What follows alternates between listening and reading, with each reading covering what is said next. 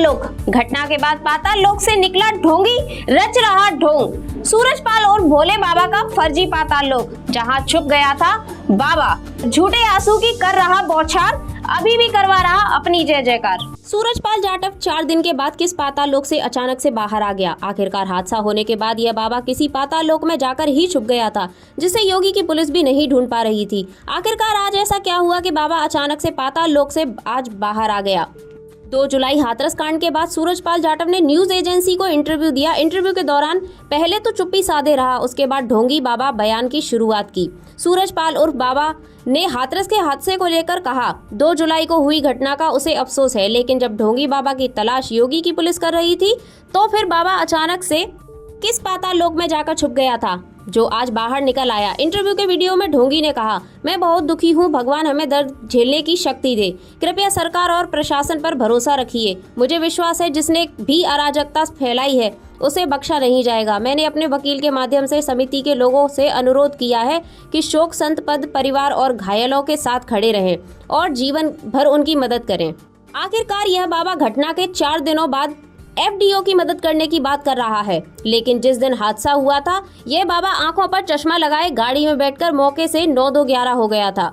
क्या यह बाबा 4 दिनों के बाद मैनपुरी में मौजूद अपने आश्रम के पाताल लोक से बाहर निकलकर ऐसी बातें कर रहा है? अगर यह बाबा मैनपुरी के आश्रम में छुपा हुआ था तो फिर पुलिस इस बाबा को क्यों नहीं ढूंढ पा रही थी? यह बाबा अचानक से बाहर निकलकर आ गया। क्या बाबा को कोई बचा रहा है? क्या इसके पीछे कोई बड़ी राजनीति है? घटना होने के बाद बाबा पाताल लोक में छुपकर अपने आप को बचाने की कोई प्लानिंग कर रहा था। लोग इस घटना की जिम्मेदारी सूरजपाल उर्फ भोले बाबा को मान रहे हैं, लेकिन बाबा इस घटना के जिम्मेदार अपने आप को नहीं मानता है। हाथरस कांड को लेकर सीएम योगी ने कार्यवाही तेजी के साथ चल रही है।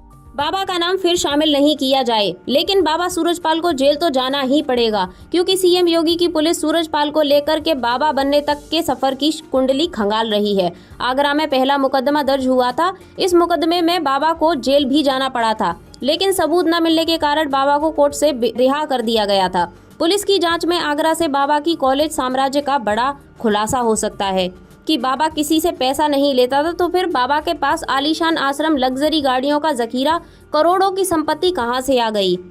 लखनऊ से सीएम योगी ने राजस्व विभाग की टीम को आदेश किया है। वहां पर कितनी जमीन खरीदी गई, कितनी जमीन पर अवैध कब्जा किया गया, जमीन किसके नाम पर है, किसके बारे में पता लगाया जाएगा। सीएम योगी ने राजस्व विभाग को आदेश देकर इसकी रिपोर्ट लखनऊ में अपने टेबल पर मांगी है।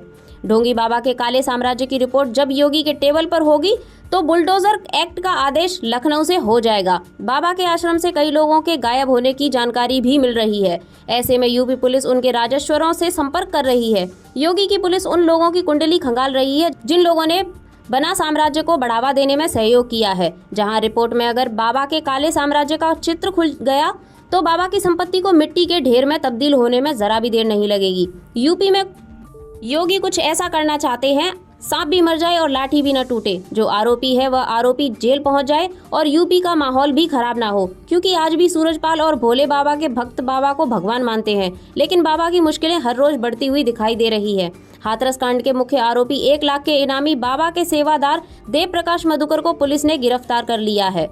मुख्य आरोपी दिल्ली के एक अस्पताल में भर्ती का यूपीएससी की टीम ने उसे अस्पताल से उठा लिया। गिरफ्तारी के बाद मुख्य आरोपी का बयान भी रिकॉर्ड किया गया। हाथरस कांड के आरोपी सेवादार देव प्रकाश मधुकर को हाथरस पुलिस जिला अस्पताल लेकर पहुंची। जिला अस्पताल के इमरजेंसी वार्ड में पुलिस की मौजूदगी में उसका डॉक्टरी परीक्षण कराया गया। मीडिया कर्मियों को देख पुलिस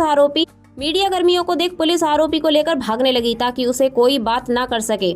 हाथरस कांड के मुख्य आरोपी को सीजेएम कोर्ट में 14 दिनों की न्यायिक हिरासत के लिए भेज दिया गया है। लेकिन जिस तरीके से योगी की पुलिस बाबा के काले साम्राज्य कुंडली खगाल रही है, इसके हिसाब से बाबा का बचना मुश्किल ही नहीं नामुमकिन है।